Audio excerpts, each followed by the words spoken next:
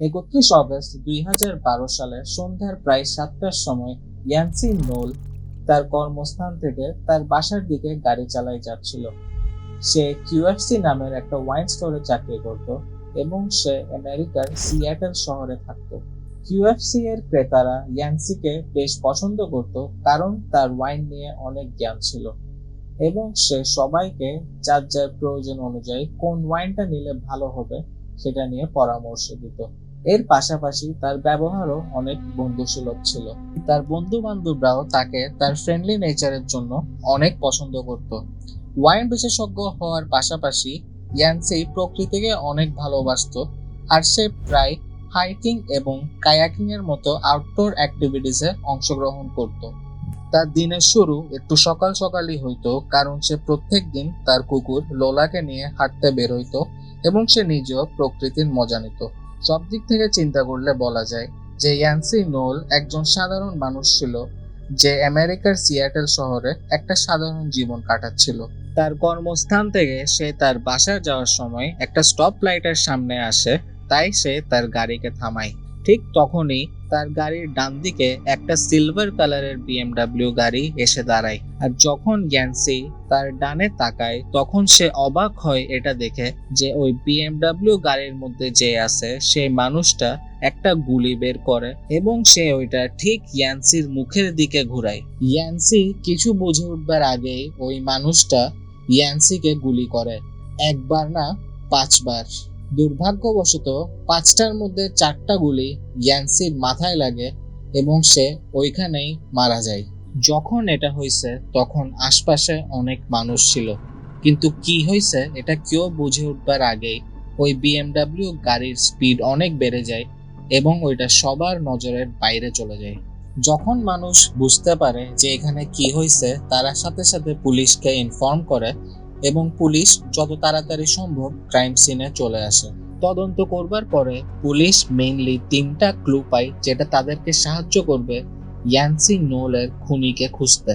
প্রথম ক্লু হচ্ছে ইয়ানসি এর খুনি একটা সিলভার কালারের বিএমডব্লিউ গাড়ি চালাচ্ছিল যেটা M4 মডেলের ছিল এবং আই উইটনেসরা এটাও বলে যে গাড়িটার খুব সুন্দর সিলভার কালারের রিমস ছিল এবং ওইটা একটা কনভার্টেবল গাড়ি ছিল। দ্বিতীয় ক্লু হচ্ছে পুলিশ ওইখানে কাচের টুকরা দেখতে পারে যেটা দেখেই বোঝা যাচ্ছিল যে ওইটা গাড়ির জানালার একটা অংশ। আর পুলিশ এটা খেয়াল করে দেখে যে ইয়ানসির গাড়ির জানালা নিচে নামানো ছিল।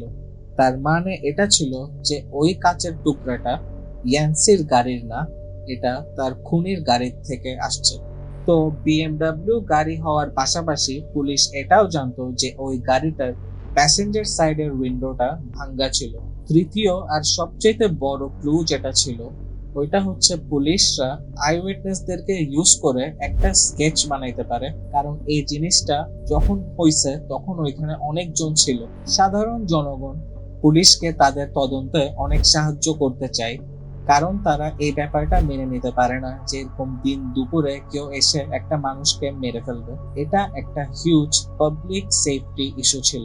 তাই ইয়ানসি মারা যাওয়ার 2 সপ্তাহের মধ্যে পুলিশ 100টার থেকেও বেশি ফোন কল পায়, কিন্তু এর মধ্যে পুলিশের যে 3টা ক্লু ছিল এটার সাথে কোনোটাই ম্যাচ হয় নাই। তো যতদিন যাচ্ছিল পুলিশ আর সাধারণ জনগণের মধ্যে অস্থিরতা অনেক বেড়ে যায় কারণ তারা সবাই চাচ্ছিল যে ইয়ানসির খুনিকে যত তাড়াতাড়ি সম্ভব তত তাড়াতাড়ি ধরা যায়। ইয়ানসির খুন হওয়ার 2 সপ্তাহ পর শেষমেশে পুলিশ একটা লিড পায় যেটা ওদের অনেক কাজে আসবে, কারণ এবার তারা যে সাসপেক্টকে আইডেন্টিফাই করে ওইটা ওদের স্কেচের সাথে অনেকটুকুই ম্যাচ হয়।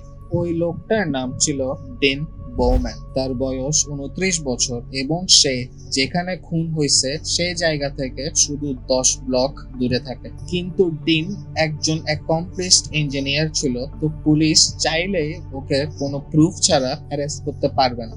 তাই পুলিশ ঠিক করে যে তারা ডিনকে খুব ভালোভাবে অবজার্ভ করবে এবং তারা দেখবে যে তারা ডিনকে কোনো সিলভার কালারের বিএমডব্লিউ গাড়ি চালাইতে দেখে নাকি। তারা ডিনের গ্যারেজকে অনেক ভালোভাবে পর্যবেক্ষণ করে এবং তারা অনেক দিন অপেক্ষা করার পর একদিন দেখতে পারে যে দরজাটা সামান্য করে খুলছে, কিন্তু এর মধ্যে পুলিশ দেখতে পারে যে ওইখানে একটা বিএমডব্লিউ গাড়ি পার্ক করা আছে। আর ওইটার বেসিসে পুলিশ একটা সার্চ ওয়ারেন্ট পায়। তো ডিন যখন তার কর্মস্থানে যাওয়ার জন্য বের হচ্ছিল তখন পুলিশ তাকে অ্যারেস্ট করে ফেলে। আর তারা বিএমডব্লিউ গাড়িটাকে তদন্ত করা শুরু করে। গাড়িটা দেখে পুলিশ বুঝতে পারে যে এটার প্যাসেঞ্জার সাইডের জানালাটা বদলানো হয়েছে। তারা ডিন বোম্যানের গ্যারাজে নতুন রঙের গন্ধ পায়, কারণ সে তার সিলভার রিমস এর রং চেঞ্জ করে ওটাকে এখন কালো রং করে ফেলছে। এটা দেখে পুলিশ অনেক কনফিডেন্ট হয় যে তারা আসল অপরাধীকে ধরতে পারছে। কিন্তু পুলিশ এখনো একটা জিনিস বুঝতে পারে নাই, আর ওইটা হচ্ছে ডিন বোম্যানের ইয়ান্সি নোলকে মারার কারণটা কি। তারা তো একজন আরেকজনকে চিনতও না। আর পুলিশ এটার জবাব তখন পায় যখন তারা ডিন বোম্যানের কম্পিউটারের মধ্যে কি আছে তা দেখে। ওইখানে হাজার হাজার পেজের ডকুমেন্ট ছিল, যেটা কিভাবে মার্ডার করতে হয়, কিভাবে কাউকে খুন করতে হয় ওইটা নিয়ে অনেক তথ্য দেয়। তার পাশাপাশি ওইখানে অনেক ভিডিও ম্যাটেরিয়ালও ছিল। আর পুলিশ খুব স্পেসিফিক একটা ভিডিও পায় যেটাতে স্টেপ বাই স্টেপ টিউটোরিয়াল দেওয়া থাকে যে কেউ জানলা না খুলে কিভাবে কাউকে মারতে পারবে। আর ওই টিউটোরিয়ালটা এক্স্যাক্টলি ওইরকমই ছিল যেভাবে ইয়ান্সি নোলকে মারা হয়। আর পুলিশ ডিন বোম্যান নিজেই গুলি চালানোর অনেক ভিডিও পায়, যেটা দেখে স্পষ্টভাবে বোঝা যায় যে সে গুলি চালানোর ব্যাপারে অনেক দক্ষ। এই পয়েন্টে পুলিশ 100% শিওর হয়ে যায় যে তারা ঠিক মানুষটাকেই ধরতে পারছে। ডিনের কম্পিউটারে জেমস বন্ডের অনেক ক্লিপ ছিল, যেটা দেখে পুলিশ বুঝতে পারে যে ও জেমস বন্ডের অনেক বড় ফ্যান। আর তখন পুলিশ ডিন বোম্যানের মোটিভ বুঝতে পারে। সে ইয়ান্সিকে শুধু একটা কারণেই মারে, কারণ সে একদিনের জন্য ফিল করতে চাইছিল যে জেমস বন্ড হইলে কেমন লাগে, যে কারো জীবন নিলে কেমন লাগে। আর তাই সে ইচ্ছা করে ইয়ান্সিকে দিনে দুপুরে মারছে, যাতে কাউকে মেরে পালানোর যে ফিল, ওইটাতে ও যে থ্রিলটা পাবে ওইটা যাতে সে এনজয় করতে পারে। ডিনের যখন ট্রায়াল হয় তখন ও এই পুরো ব্যাপারটাকে ডিনাই করে। ও এমন একটা অ্যাঙ্গেলে কেসটাকে নিয়ে যাইতে চায় যে ও এই পুরো জিনিসটা সেলফ ডিফেন্সে করছে।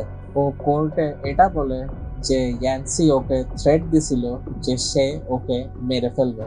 কিন্তু কোর্টে ইয়ান্সি এর প্রায় 45 জন বন্ধু যায়, যারা বলে এটা ইয়ান্সির নেচারের মধ্যে নাই যে সে বিনা কারণে কারোর সাথে ঝগড়া করবে, মেরে ফেলা তো অনেক পরের কথা। তো ডিনের জুরিকে বোকা বানানোর যে চেষ্টা ওইটাতে সে সফল হয় না। তাকে তার অপরাধের জন্য 29 বছর 1 মাস কারাগারের মধ্যে আটক করে রাখা হবে। আর এটার সাথে ইয়ান্সি নোল আর ডিন বোম্যানের কেস এখানেই শেষ হয়। যদি এই ভিডিও আপনার ভালো লেগে থাকে তাহলে প্লিজ লাইক এন্ড সাবস্ক্রাইব। পরের ভিডিওতে দেখা হবে।